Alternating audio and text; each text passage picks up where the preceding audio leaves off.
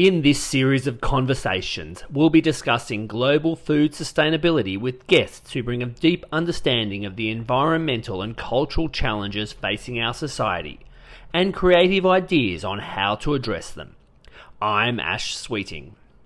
Today we are joined by Professor Joe McFadden from Cornell University.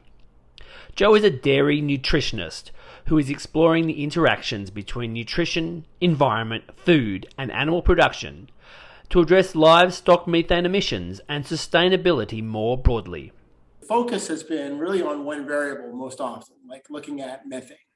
And so what we don't want is we don't want solutions that inhibit methane, which solves one problem, but creates a different problem. Like we want to maintain nutrient digestibility. We want to reduce nitrogen sort of excretion. We want to maintain efficiency. Promising solutions exist.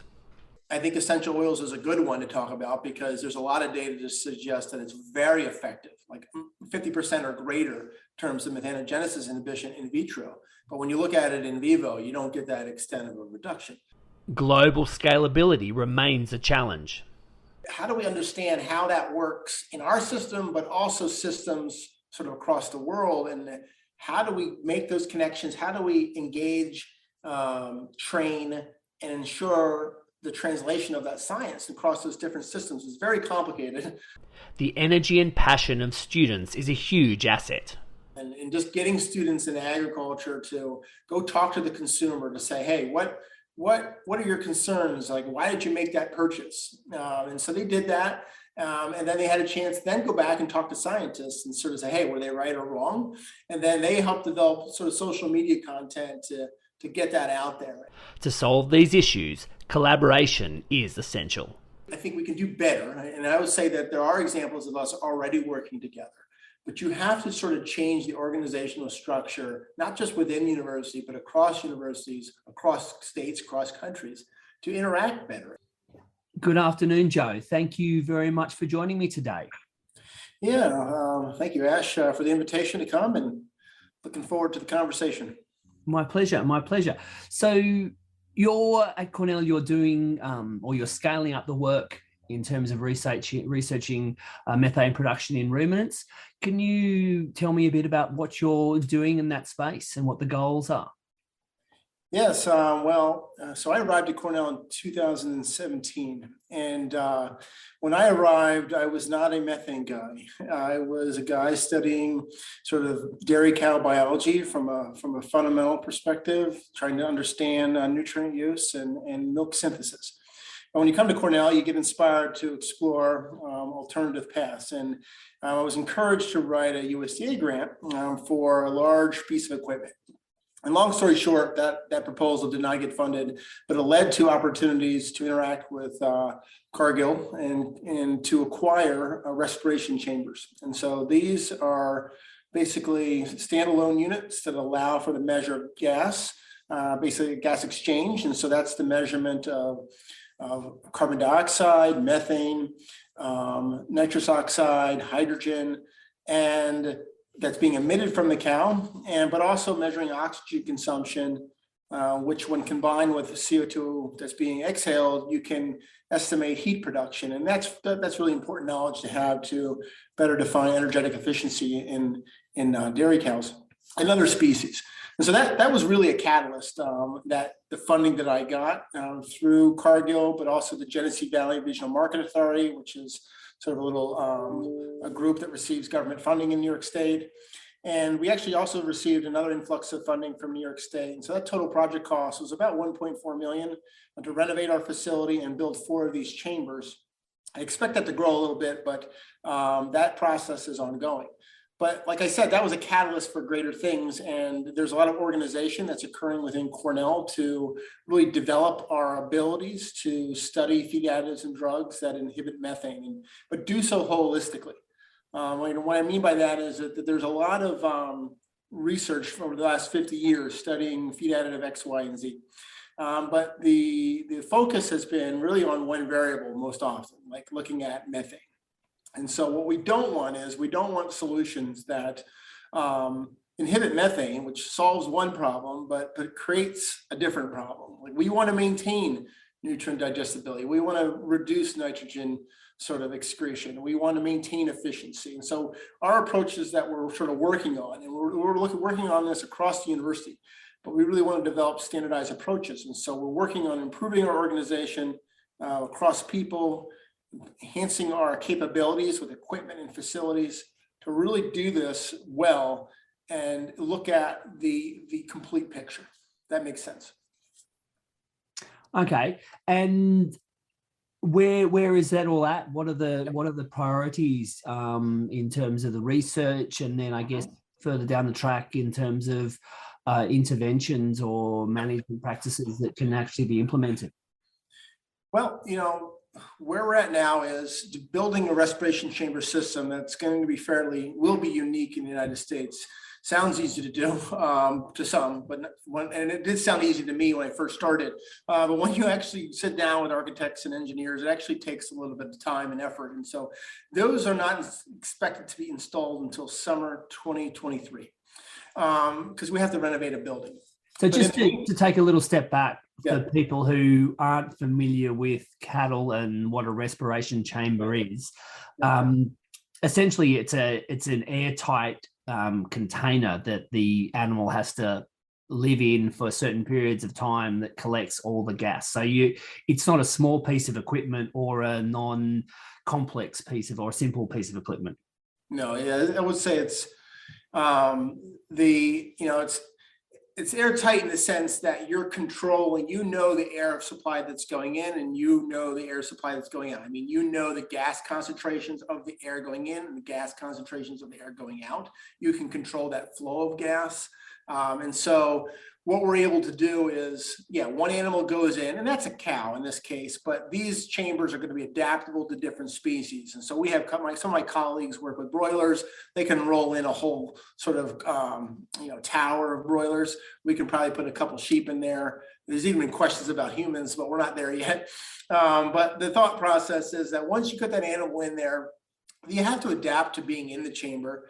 Obviously, we're concerned about changes in animal behavior, which is one of the potential sort of concerns about using chambers, is that you change an animal's behavior and their stress response. But there's ways to acclimate them to that. And so they behave normal. And what we'll do is that you can also control the climate in there. And so we'll be able to control that temperature from 30 degrees Fahrenheit to 105 degrees Fahrenheit, however we want to do it.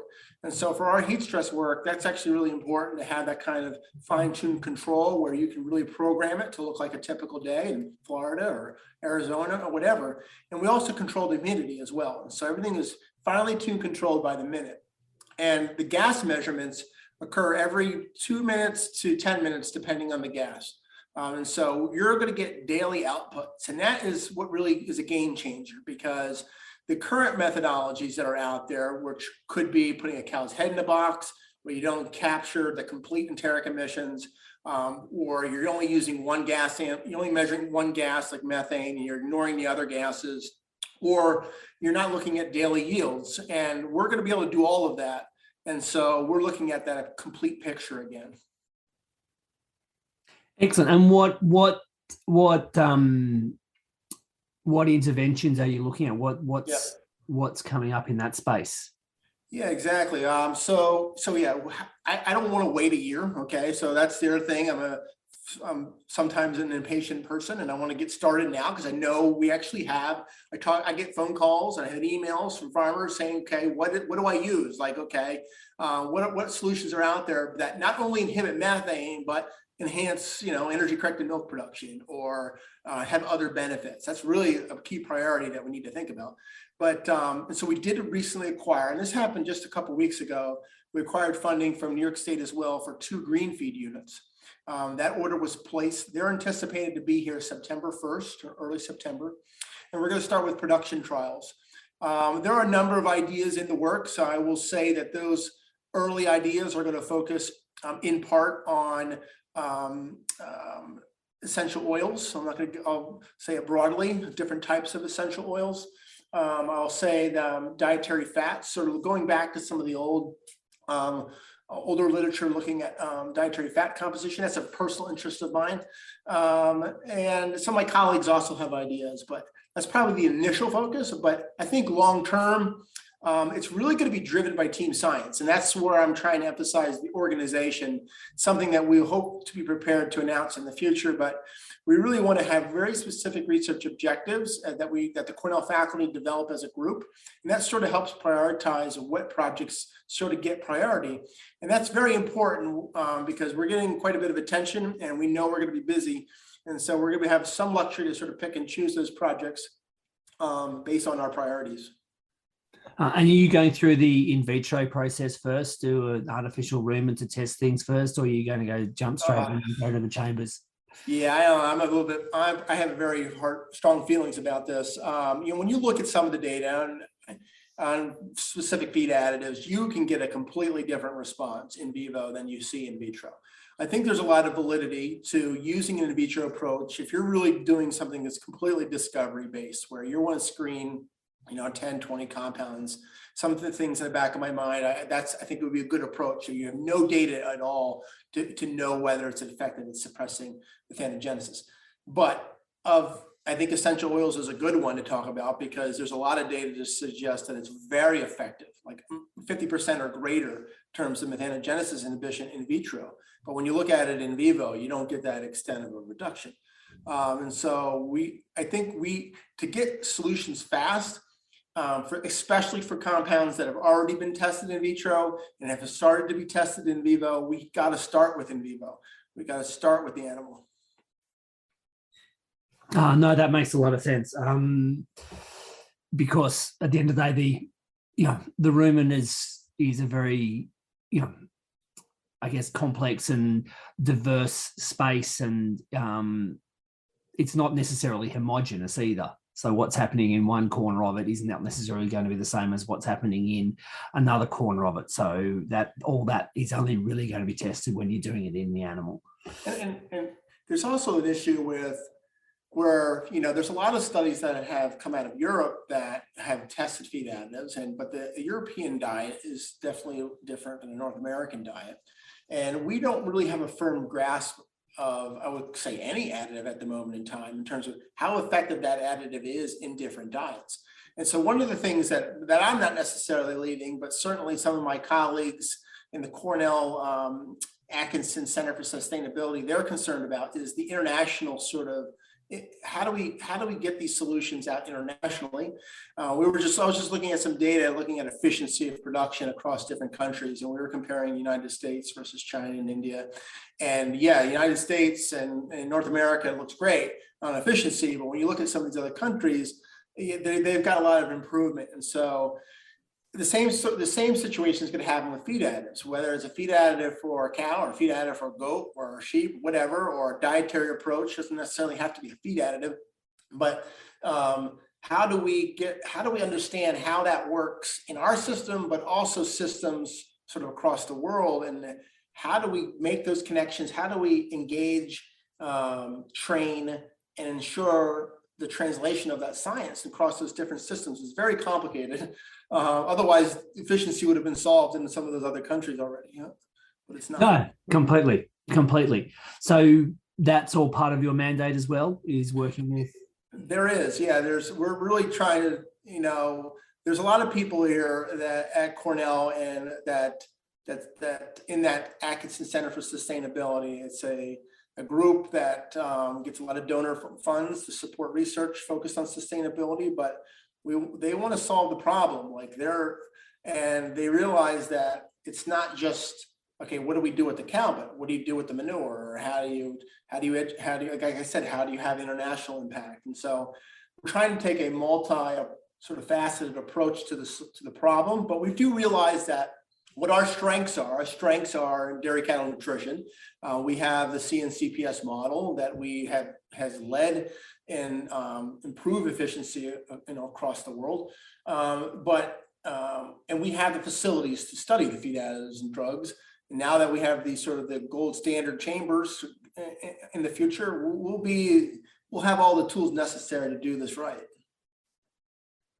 And obviously this is a predictive question. So where do you think that the best results are going to come from? Is it going to be changes in management? Is it going to be changes in diet? Is it going to be some sort of a feed additive? Is it, and in the other conversations I've had recently, a lot of people have said it's not necessarily what bugs are actually in the rumen, but how they collaborate and communicate. So I guess it's understanding how you would tweak the bugs you want to be more active or inhibit the ones that you don't want.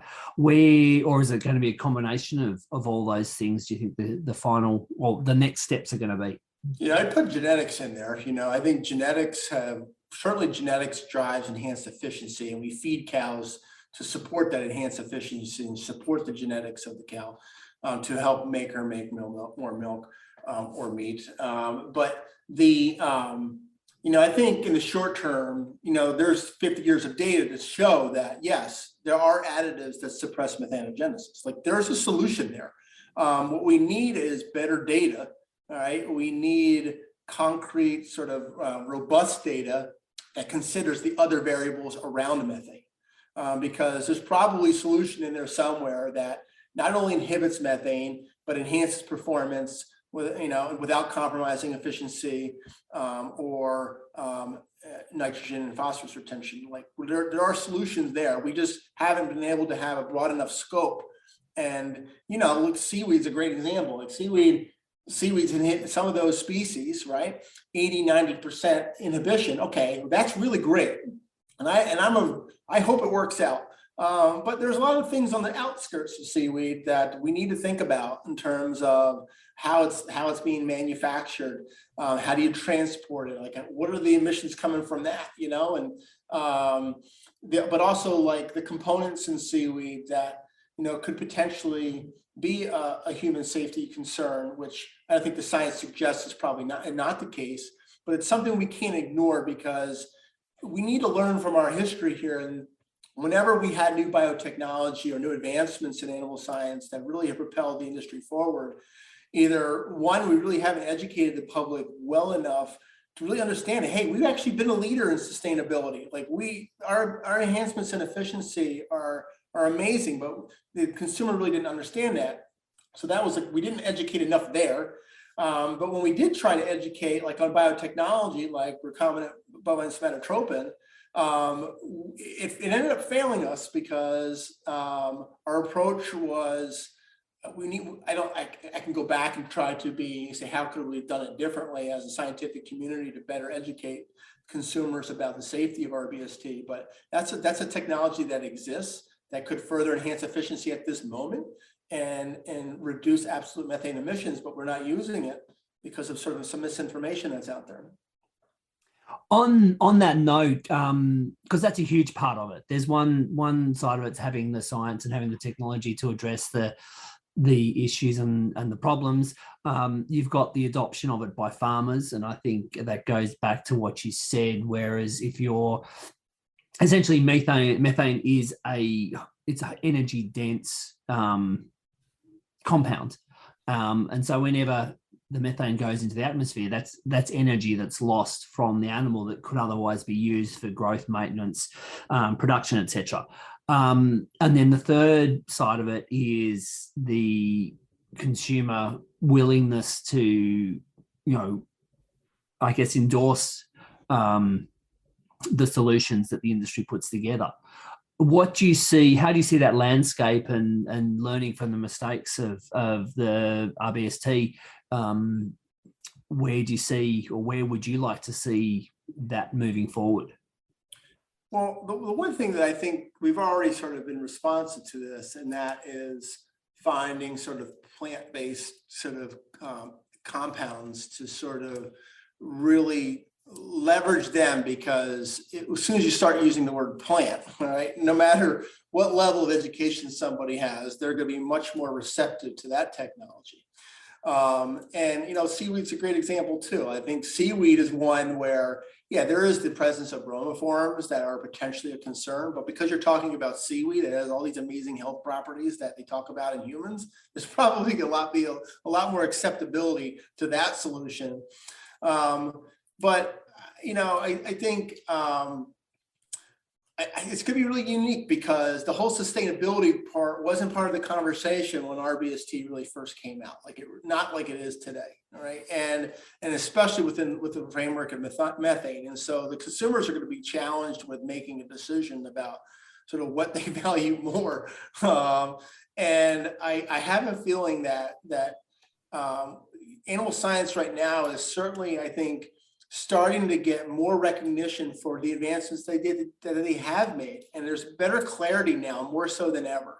So I'm optimistic that clarity will only improve and the consumer will be more informed when they have to make that buying decision. Do you think we've got to the point where it's not about having the perfect option, but having the least imperfect option? So going back to the RBST, we have a, yes, it would be wonderful if we could all have our food produced, with zero environmental impact, grown completely naturally, without any chemicals, et cetera.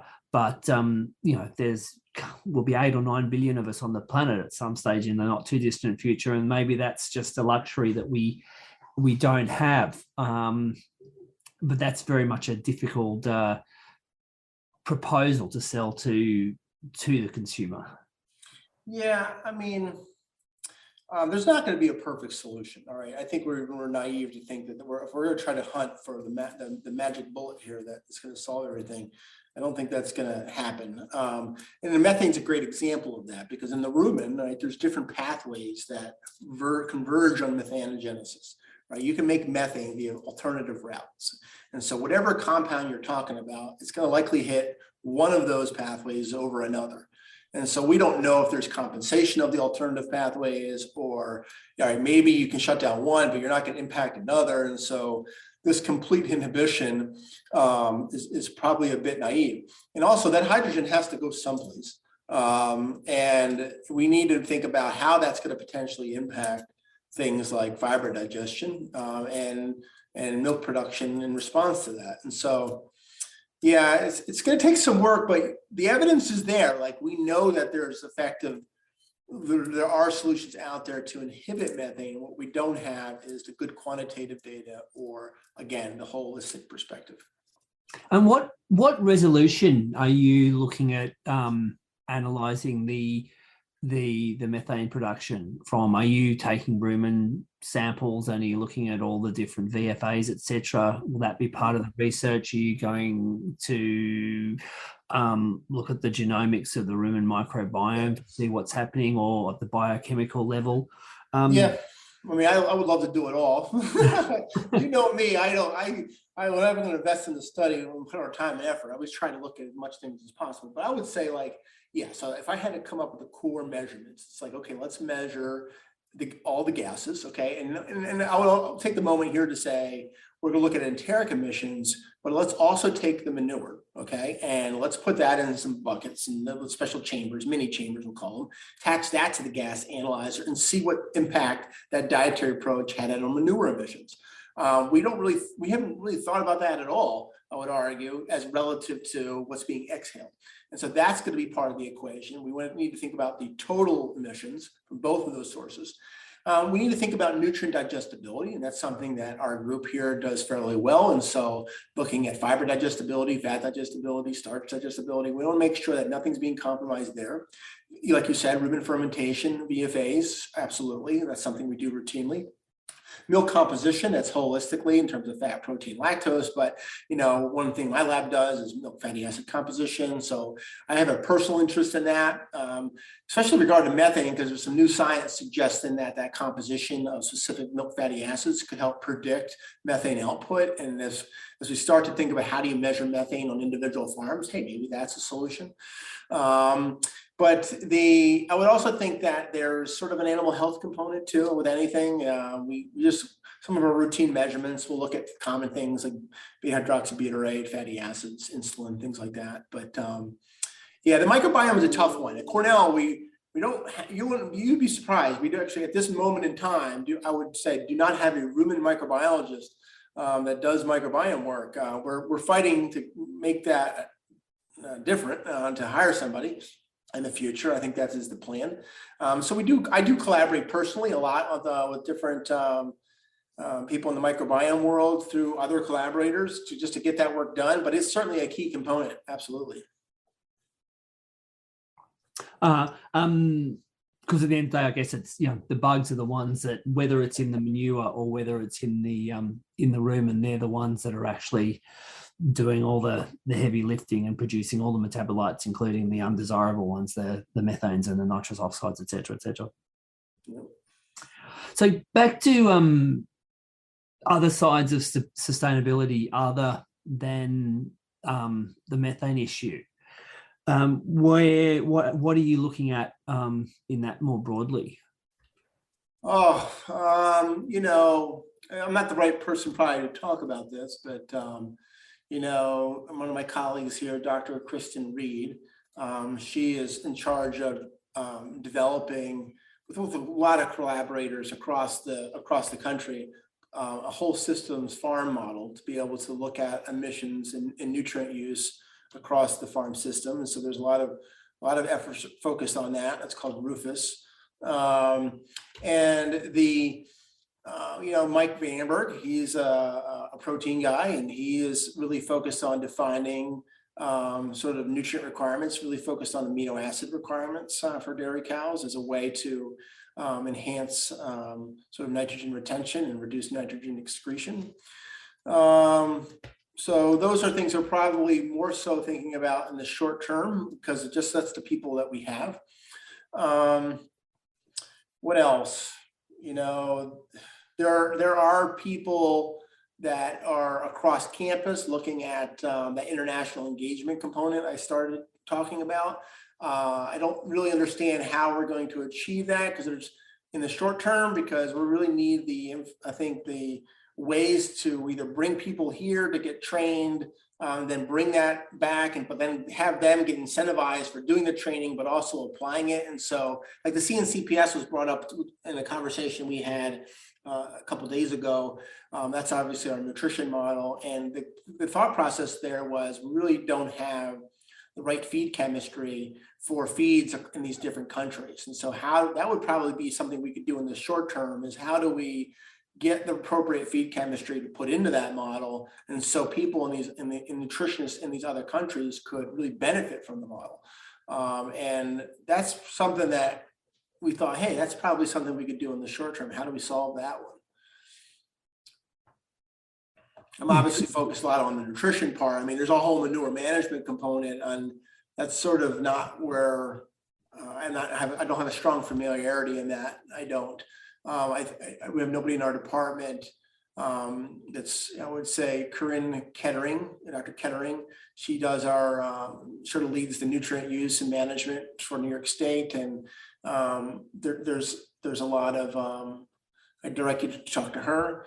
And then there's somebody else, Bob Howarth, he's a professor here. He's interested in the isotopic composition of methane. And so we hopefully use these chambers as a way to measure the isotopic composition. And when you do that, you can get a better understanding of the origin of methane. And so then when these models try to say, oh, dairy is responsible for this X%, well, we'd be able to refine that a bit more, because we'd be able to know based on cows that are fed primarily on pasture versus conventional TMR, the isotopic composition can be different. And so we can better identify what are the primary origins of methane emissions. Wow, that's super interesting. Yep.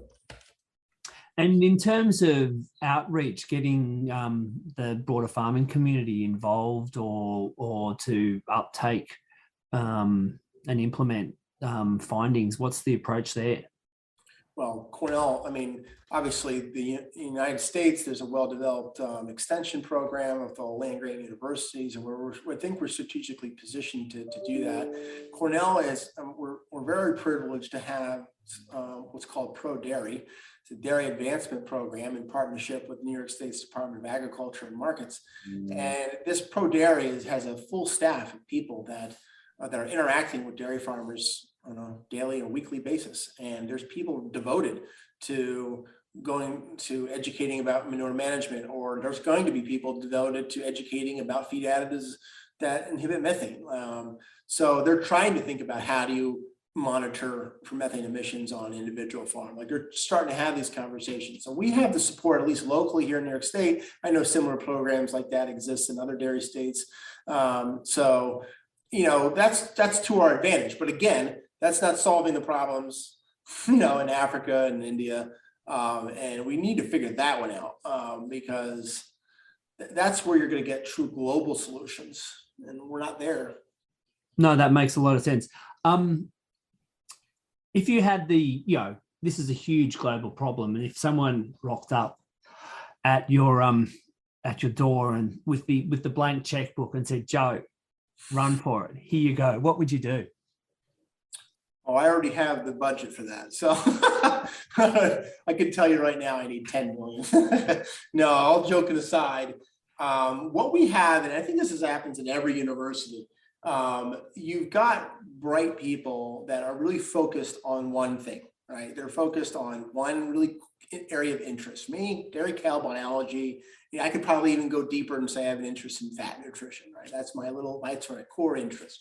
But what we don't really, I think we can do better, and I would say that there are examples of us already working together, but you have to sort of change the organizational structure, not just within university, but across universities, across states, across countries, to interact better. And I would think that we need that level of organizations does require financial support. And that requires people devoted specifically to this problem. And one of the things I've tried to advocate for, even in our own department, is to think about when we hire faculty members or we hire people, these people are hired to solve specific problems. And they can come up with their own innovative way to solve the problem, but we need to be problem-based in order, in the short term, to have fast solutions. So that blank check would be helpful to hire, to be helpful to develop that organization here.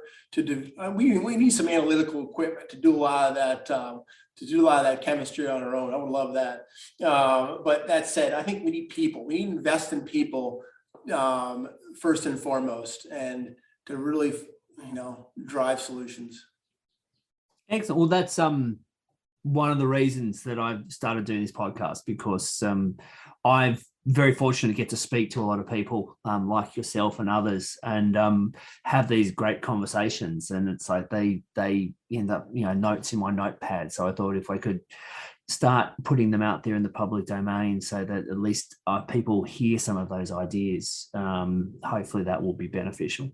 And I'll finish here and say that we actually just received a grant to work. Part of the funding came from internally, but this is in partnership with the Environmental Defense Fund, EDF.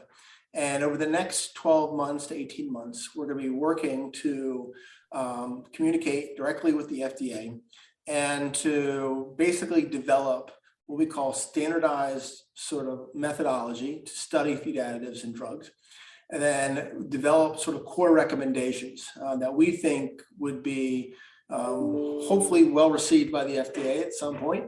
I know other lobbying groups are doing this as well. I've had conversations with others in addition to EDF, but the thought process here is if we can say, hey, we don't need 50 plus studies to test, a feed additive or drug to prove that it's effective and safe. But there's a smaller subset of studies, and you need these core measurements, and this is how it needs to be done. That's what we're going to be going through, that process over the next 12 months. And it serves two purposes. One, we hope to have a strong recommendation in the FDA to help accelerate conditional approval for feed additives or drugs. But at the same time, it benefits us because it lets us, before those chambers are installed, really develop the real thought process behind what will be that methodology, what is the core pieces of data that are going to be required, so that when they do get installed, we're off and running, and we have a template and we make progress. Oh, excellent. That's cool. That's excellent. Yep. Is there anything else that you'd like to say that we haven't already discussed?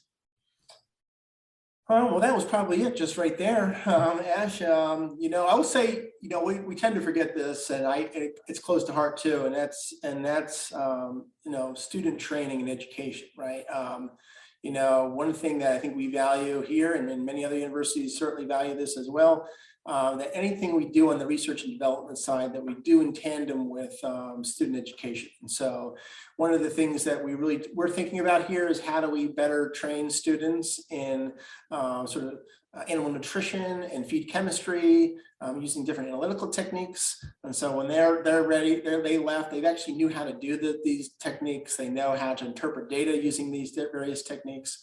Realizing that we'll have a very unique way to study gas emissions. And so putting students to that training exercise is going to be key. Something that I personally have taken on is I created a new course called Communications in Animal Science. And it's a 1-credit course. Basically what I had the students do is they get to pick the topic. And so one of the topics was on plant-based milk alternatives, the most recent topic they chose. And they had to go out to the grocery stores and talk to people, and just getting students in agriculture to go talk to the consumer to say, hey, what are your concerns? Like, why did you make that purchase? And so they did that. And then they had a chance to then go back and talk to scientists and sort of say, hey, were they right or wrong? And then they helped develop sort of social media content to get that out there. And so we just got an NSF grant to really help support that, because it does take a little bit of money to make that initiative happen. And I'm getting some training to do the audio video editing. I'm not really, that was that's the hardest part of the whole thing, to be honest with you. But that said, the students have seemed to enjoy it so far, and they're actually getting students that are not even in animal science. They're coming from down campus, like in history. And so that even adds to the conversation, because they have their own perspectives. And so it's about educating not just students, but educating the public simultaneously. I'll leave it on that note. Excellent. Thank you very much, Joe. It's been a pleasure. That's great. So thank you very much. Yeah, thank you, Ash. This was enjoyable. Have a good weekend.